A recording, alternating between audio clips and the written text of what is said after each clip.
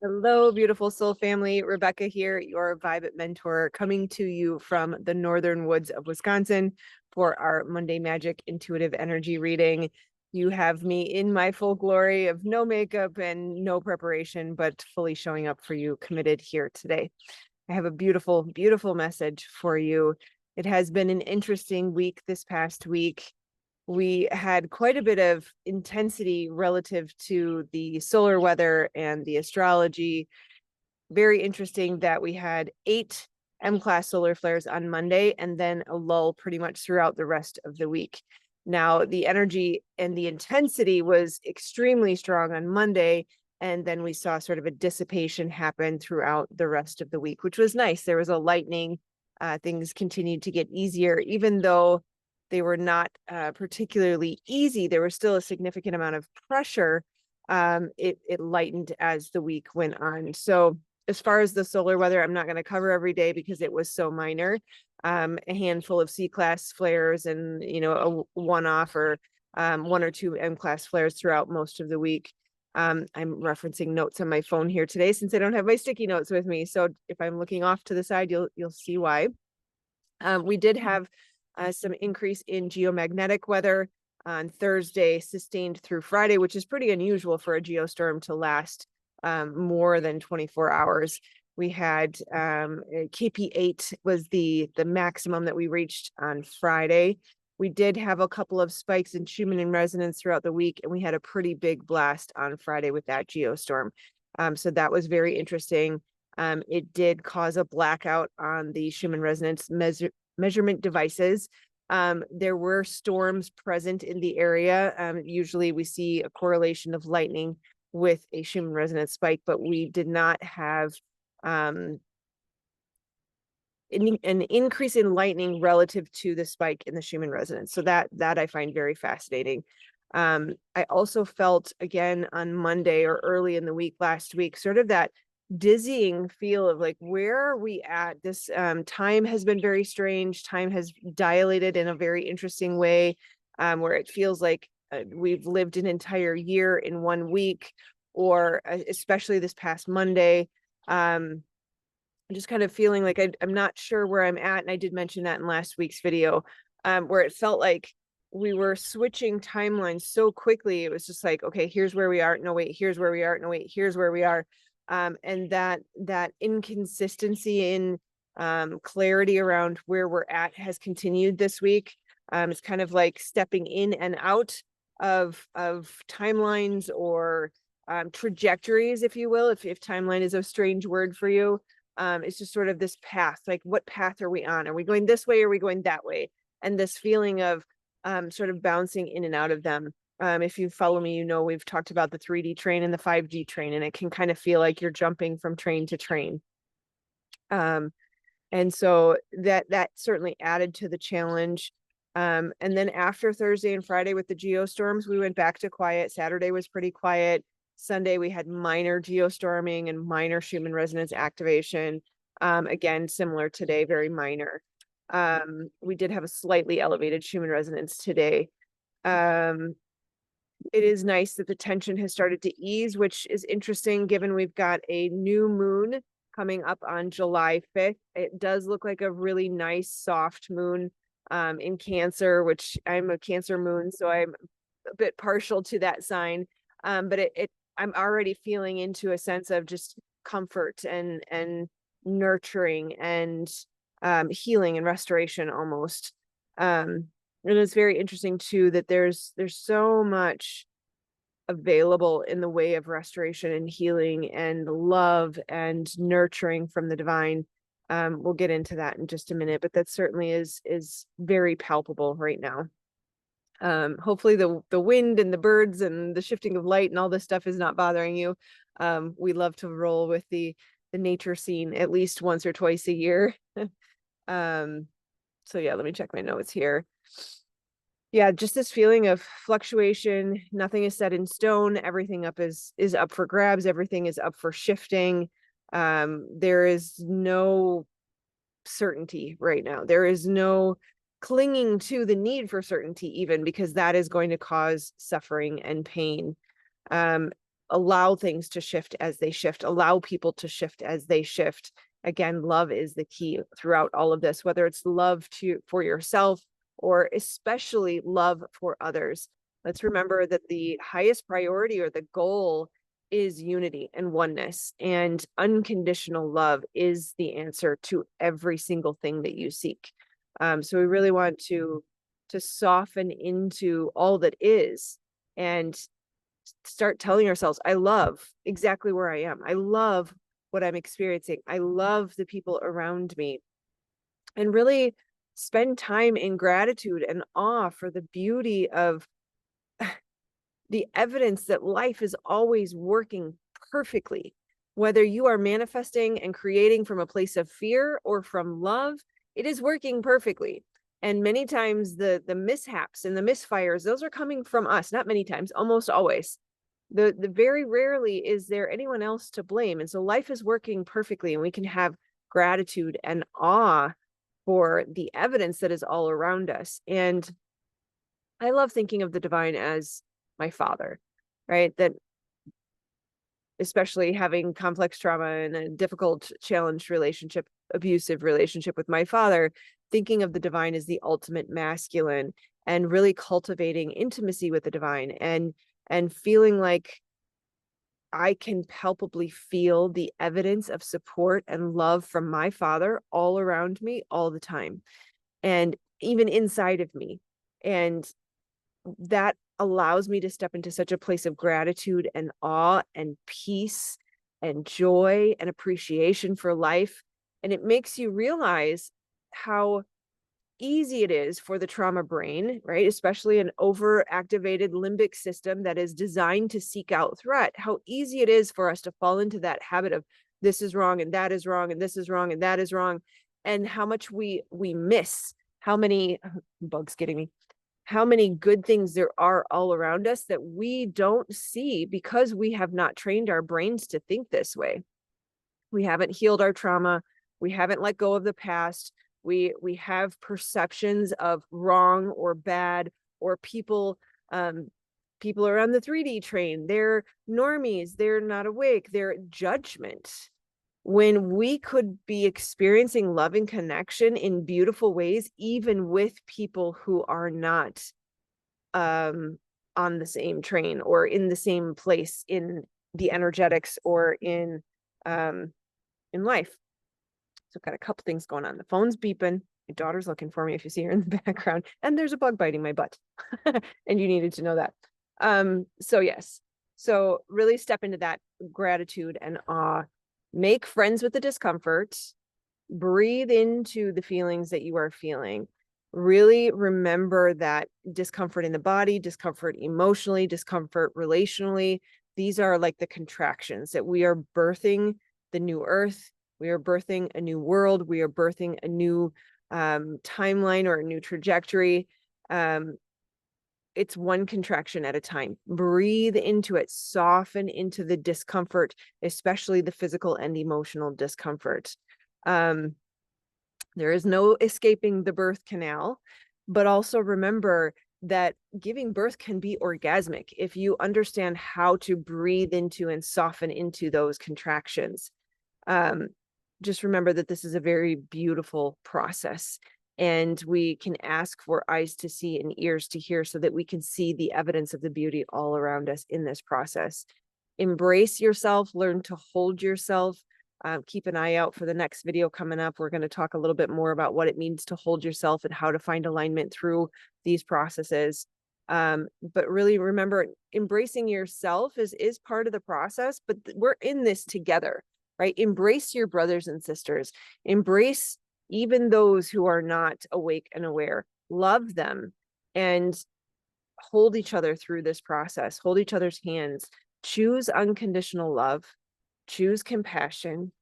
Choose grace. Remember, I wanted to read this to you. It's 1 Corinthians 13, 4-8. It's what is love, essentially, right? Let's not forget. This is all about love. At the end of the day, oneness, unity with the divine, going home is accomplished through love. And so what is love? Let's remind ourselves. That love is patient. Love is kind. It does not envy and it does not boast. It means it doesn't judge. It doesn't separate and say, you're over here and I'm over there. It's not self-seeking, right? We talk about taking care of yourself first. Yes, elevate yourself off the ground, bring yourself to equality with others. But this is not about selfishness. This is not about being separate from others or better than others, right? Remember, it's not self-seeking. Love is not angered. It keeps no record of wrongs. It does not delight in evil, but rejoices in the truth. And the truth is love, right? It's always protecting, always trusting, always hoping, always persevering. And in one version, there's a word that's used, long suffering. And what does that mean? Long suffering. It means so tolerant that we are willing to continue to experience sustained challenge for the sake of love, for the sake of oneness, for the sake of unity, right? Love never fails. True love, true unconditional love never fails, never gives up, right? And this final verse, it says, but where there are prophecies, they will cease, meaning the prophecies.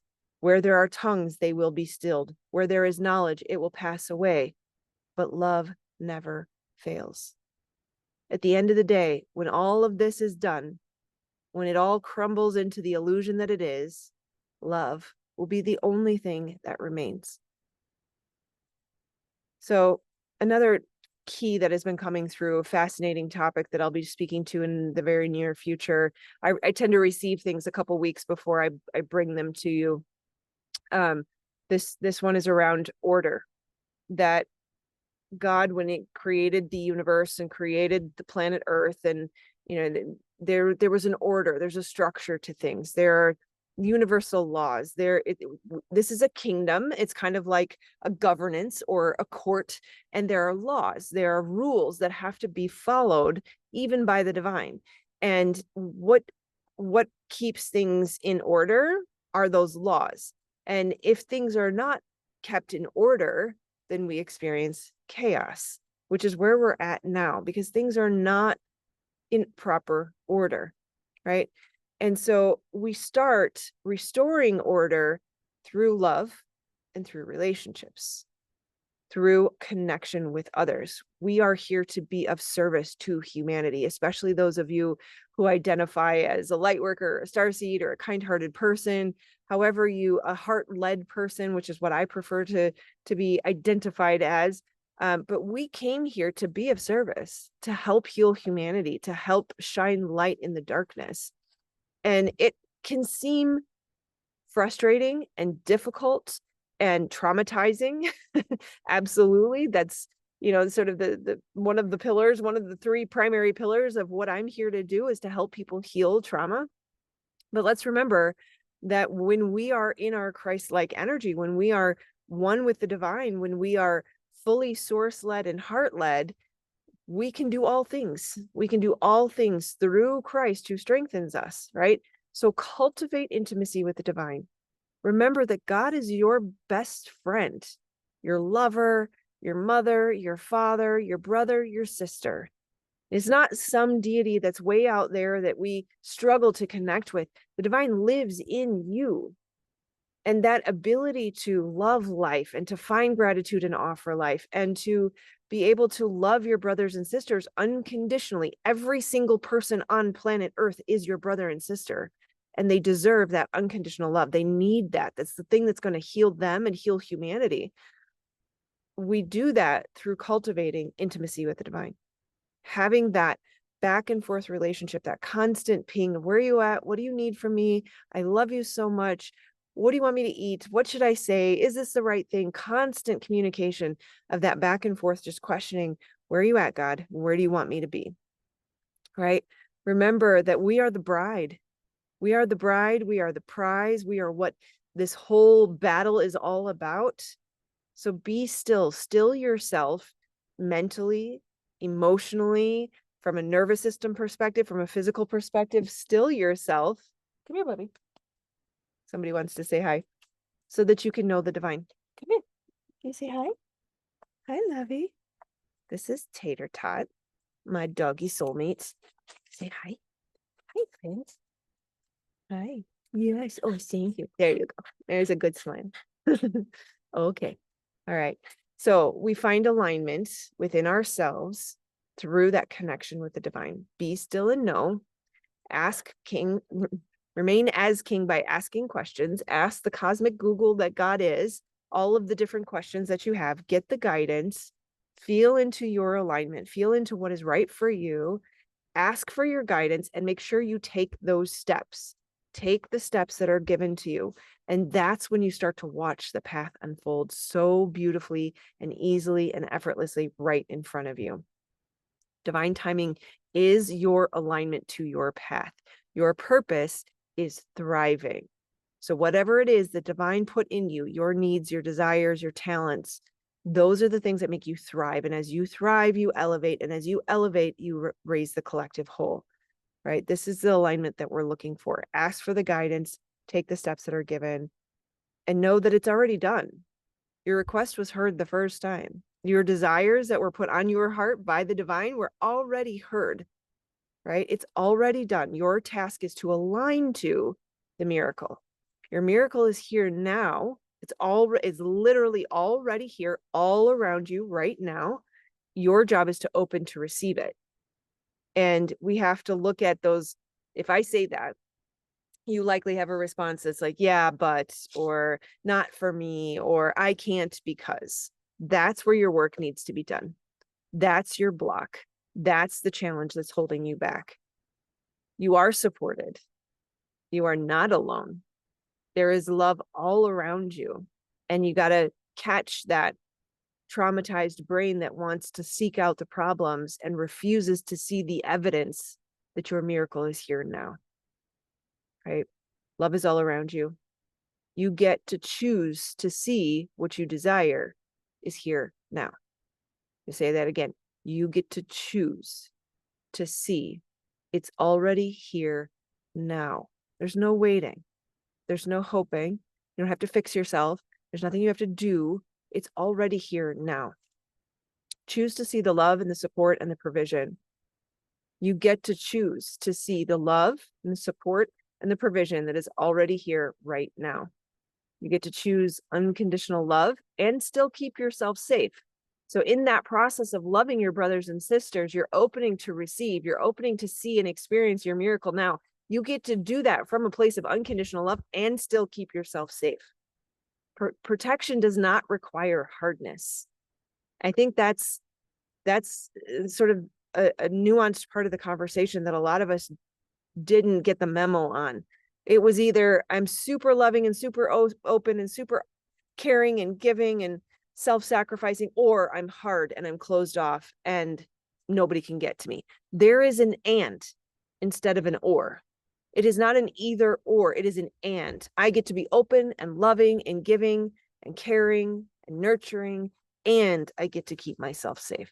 And I can do that from a soft place. I don't have to be hard. I don't have to be cold, right? Keep the priority of unity, and oneness top of mind, right? Unity with your brothers and sisters, unity with your romantic partners, unity with the divine, unity all around. The goal is oneness. Keep that as your top priority. Live a Christ-like life. Forgive an unlimited amount of times. And remember, love is how we win. I love you, my friends. If you have not yet checked out the spiritual warfare video that was posted this past weekend, definitely check that out.